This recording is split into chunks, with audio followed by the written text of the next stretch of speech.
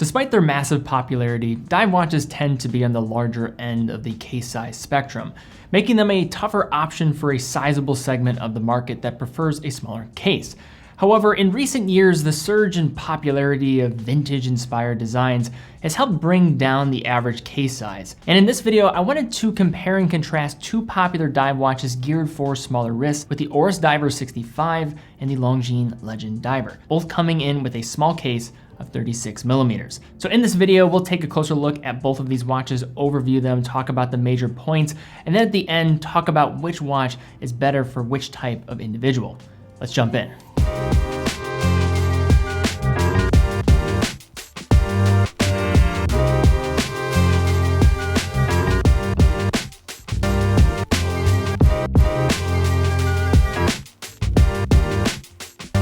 So we're right in the middle of the holiday season, so it is time to pick out a special watch for that special person in your life, or even for yourself. So check out our latest holiday buying guide. Look at some of the best watches on our website, teddybaldassarre.com, looking at a variety of different price ranges. We had the entire team kind of pick out some of their top picks. So if you want to just kind of deep dive into some different choices and watches and what we would recommend, definitely check it out in the description down below. We'll have a link to that guide. While the requirements associated with being a dive watch are well known, and I've actually have an entire video on the channel talking about this subject, and link to that in the description down below, it is important to state up front that the two watches we're looking at here today would be better described as more of a dive style than a true ISO certified dive watch, even though they are both capable of all but the most extreme underwater use cases. And given the heritage styling and smaller case sizes of these two, I think ISO certification is even less important than it might be otherwise, as the majority of the people looking into either of these likely aren't serious divers, but rather watch enthusiasts looking for a heritage diving aesthetic in a wearable format. With all that being said, we're still looking for dive watch functionality, with more water resistance always being a good thing. A well-executed rotating bezel is a must, as is capable loom and a legible overall dial concept. Being on the more rugged end in terms of durability will be nice, as I think dive style watches like this make excellent tool watches for day-to-day use where water can be an issue. Diving into the overview portion of this video, we'll start to take a look at the Oris Diver 65. In the smallest case size, Oris offers at 36 millimeters. Among Oris's broad collection, the Diver 65 is a dive style watch faithfully recreating a historic Oris reference from 1965. The Diver 65 is also one of Oris's most popular designs, with a wide array of dial colors, case materials, limited editions, and case sizes to suit up virtually anyone who appreciates the design format. Speaking more to the brand, Oris is one of the rare cases of not operating under a large group structure, unlike many in the price category, and they're usually widely known for their best-selling Aquas that relies on contemporary specifications and has become one of the standards for a dive watch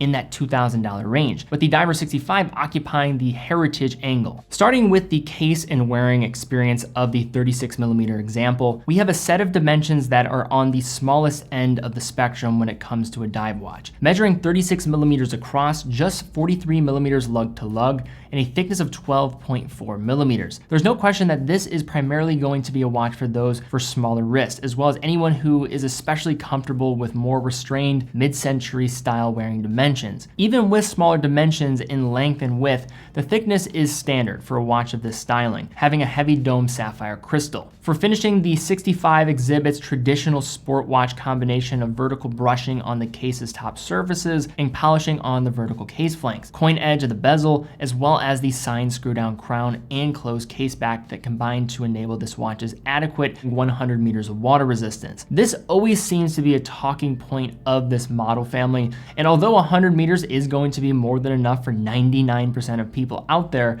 for a watch having diver in its name, I understand the stance here. In keeping with the vintage concept, the 120 click unidirectional elapsed time bezel is capped with a simple printed black aluminum insert and demonstrates solid action, but compared to something like their Aquas, the backwards play is more noticeable here. Set between 16mm lugs, the Diver 65 embraces the vintage style further with a riveted 3-link bracelet that is fully brushed and tapers down to a tiny 14mm at the push button clasp. The heavy taper is a tad more jarring in this example given the starting width of 16mm at that lug end, but despite this, it does still house 4 points of micro adjustment and a 2-button release for unlocking. Taking a look back at the front of the watch and gazing through the dome sapphire crystal, we can get a closer view of the dial. Given the domed effect here, there will be some distortion at the dial perimeter. The central surface of this example comes in a vivid navy blue with a subtle glossy finish. The markings, including the applied geometric indices and pencil hands, are all polished and contain superluminova that is superficially aged. The luminescent material utilized on the 65's dial and hands has always been a polarizing point, which offers an aged look, but given the color also nerfs its effectiveness, although its incandescence is much stronger in the hands. Dial text is simply printed with the brand signature at noon and the water resistance specs at 6, with a simply outlined date window at 3 being the only other element breaking up the legible design. Turning the 65 over, we can catch a glimpse of the Oris shield sign caseback, keeping watch over a trusty third-party caliber from Sellita in the SW200. As we've mentioned many times on this channel, the SW200 is essentially a one-to-one of the ubiquitous ETA 2824, albeit much easier for an independent brand like Oris to obtain with Swatch-owned ETA's availability being volatile in recent years. The SW200 here offers no up finish from the base apart from an added custom red rotor, yet is an appropriate choice for a watch that has this tool-like concept, offering accuracy, durability, and ease of servicing by any capable watchmaker when the need arises years down the road. In terms of general specifications for this movement, we're looking at 28,800 vibrations per hour, 4 Hertz. It does feature hacking and hand winding, hacking stopping the second hand when you pull the crown to the farthest position, and a power reserve of 38 hours. Moving over to the Longines Legend Diver, we have a much different case execution to the Oris, coming in a classic compressor style case. Ever since the Longines Legend Diver was reissued in 2009, it has become one of the most popular designs from the highly regarded heritage collection of the brand. Here we have the less common 36mm variant that was released in 2018 and offers a nice alternative to the relatively large package offered by the standard 42mm Legend Diver. On the wrist, the Legend Diver 36, like the Oris, is small, sharing a 36mm case diameter, but a differing lug-to-lug length of 44.9mm with downswept lugs that hug the wrist. Thickness is again restrained at just 11.8mm, making this watch a strong option for anyone who believes in the dress diver concept. The one important distinction here when it comes to the size is how the internally set bezel helps the dial appear larger, wearing more like a 37mm in my opinion. This, along with the longer lugs, which is one of the challenges with wear for that 42mm option, offers a different look on the wrist despite similar wearing dimensions with the Diver 65. Adding to the refined aesthetic, the Legend Diver leans into a polished finish on virtually every case surface, from the near vertical case sides to the screw down case back, and across the sharply faceted lugs. At 2 and 4, the Legend Diver reveals its most distinguishing feature, a pair of screw-down crowns, with the 2 o'clock crown being utilized to operate the internally rotating bidirectional bezel, and the 4 o'clock crown entrusted with winding as well as with time-setting duties. Between the caseback and the crosshatch crowns, this smaller Legend is rated for still an impressive 300 meters of water resistance, meaning that despite its size, the 36mm Legend Diver would still be an appropriate choice for essentially any actual underwater service. Contrasting with the Oris, here we have a wider 19mm lug width complemented by an impressive mesh bracelet with disguised removable pin adjusted links and a dual release clasp with 3 points of micro adjustment on a highly polished outside surface and perlage decoration within. Strangely, the bracelet features an engraved indication of the water resistance rating, aiding in the universal concern of forgetting the water resistance when strapping on your watch. A little strange, but on a serious note, this bracelet in its totality is well done, offering comfort and matches the aesthetic nicely. At the watch's anterior, a slightly domed sapphire crystal protects the dial. Set within the safety of the simply printed internal bezel, the Legend Diver features rectangular markings at the 5-minute positions, each with a corresponding loom plot, paired with stylized Arabics at the 12, 6, and 9. Dial printing is done in an aged off-white tone, as the Longines signature at noon and the cursive automatic script at 6.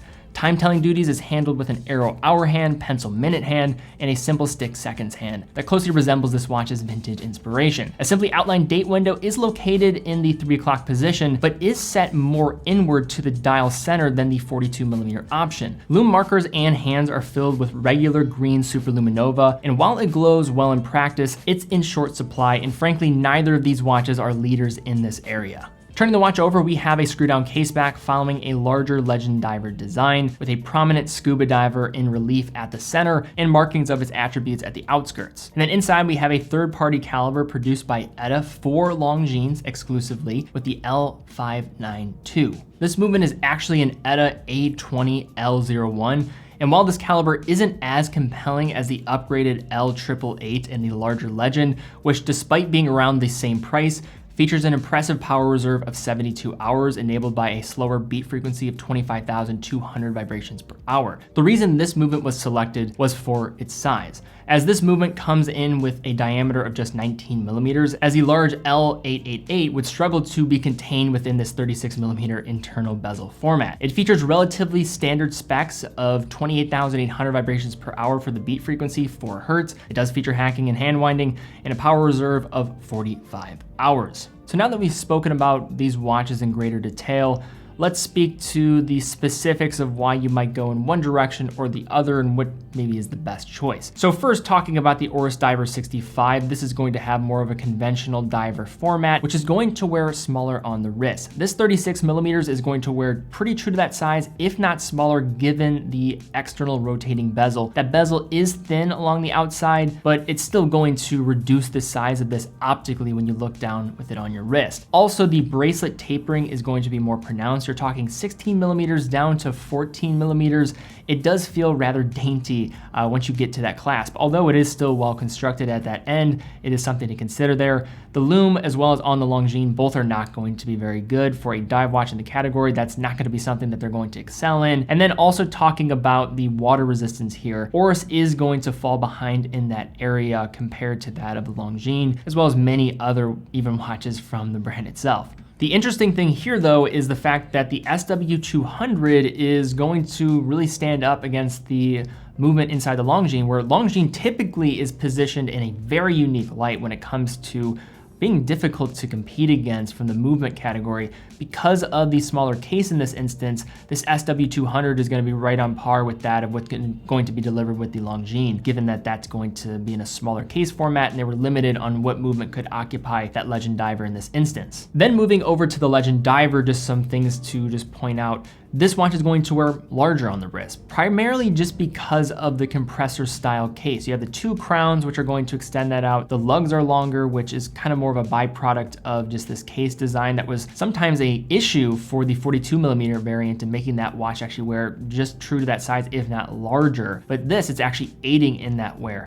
And then also factoring in that the bezel is internally set, that is going to make that dial just optically appear larger when strapped onto the wrist. The bracelet here, I just think works better in tandem with the watch itself. The heavy taper on the 36mm version of the Oris just seems so dramatic in comparison to something like this. Now the clasp, I think, on the Oris is a bit more refined in terms of its actual unlocking, and it is kind of weird to see the water resistance rating being actually etched into the clasp itself. I think finishing wise, it's nice. It doesn't have any concerns with pulling hair. So this is still a very nice bracelet for the money. And finishing overall in the case, I think you're getting some more mix of finishes and some faceting of the case that makes the Longines feel a little bit more premium when you have it in your hands. 300 meters of water resistance is very nice to see here. So this is going to be completely suitable despite this reducing in its size. Many watches that go this route typically are going to have to forego some water resistant capabilities. This watch still remains delivering a great package in that area. And you also have to factor in that the Longines is going to be more expensive, but not that much more expensive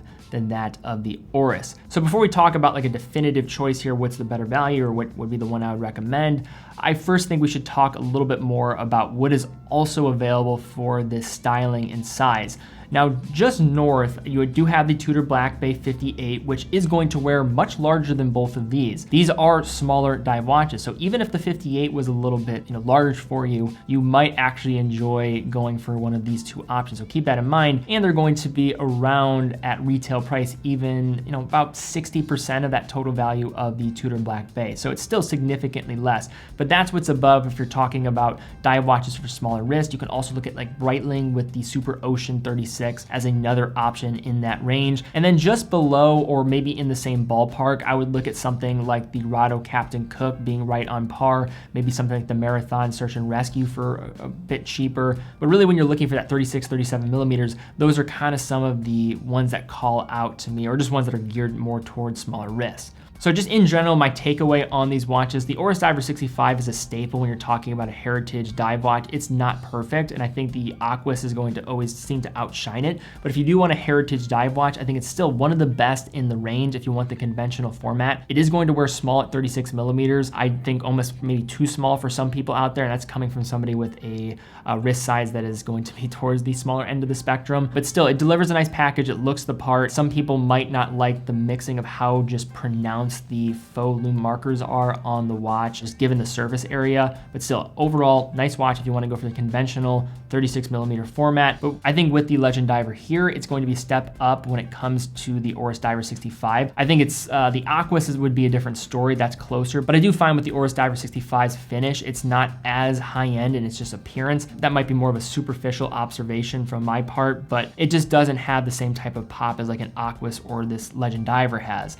Also going in this watch's favor is the fact that it wears a little bit larger. I think 36 millimeters is incredibly small for a dive watch. So to have something that's going to be closer to 37, 38, I think will help in its cause. Now, the typical upside that come with Longines movements is not going to be present here, given the smaller case size and the limitations of what movement can be included here. When it comes to accuracy, these are pretty similar in terms of their general performance. Typically, I find Longines performs a tad better than Oris when you're talking about out-of-the-box specifications. This is just anecdotally as somebody who's handled many of their watches, and it's really not enough to sway either in one direction, but this is just something that I've noticed. In this instance, both of them are running between around 5 to 8 seconds a day off from perfect time when testing at 5 different positions. So there really was no true standout winner in this regard. And the other reason why I might give a bit of an edge to the Legend Diver in this instance is it represents a definitive choice for this compressor style case, while the Oris Diver 65 is one of a few in the price range that does that format very well. So if you're going for just the definitive choice and you like the compressor style, this is just going to make definitively more sense for people out there. But these are two of my favorite dive watches in this general $2,000 price range. I think they represent a good package for the money on both sides. But I'd like to see your take on which one you would go for in this instance and why. Please leave comments down below. But also, if you enjoyed this video, you found it helpful, please give it a thumbs up, subscribe, and hit the bell icon. Are there other watches you want to see compared in the future? I'd love to see some just suggestions down there, because I kind of like doing these comparison style videos, because I know there's general buying activity that people have when they're maybe comparing watches side by side. There's a lot of instances where comparisons might make some sense. Also, definitely check out that holiday buying guide. Time is running out for the holiday season, so definitely act fast. If you want to stay up to date with the content, be sure to follow on Instagram. And of course, TeddyBaldassarre.com, full authorized dealer of over 30 brands, quick and fast fulfillment, dedicated customer support, full factory warranty for all the products that we offer. And how we make this content all possible is through our store. Everything on this channel is completely unsponsored. How we make our money is through selling watches. So if you want to support us with our content and helping to foster up a new generation of watch enthusiasts, it's a great way to get a great watch, as well as support the content in the process. But guys, thank you again so much for watching. Be well, and I will see you all very soon.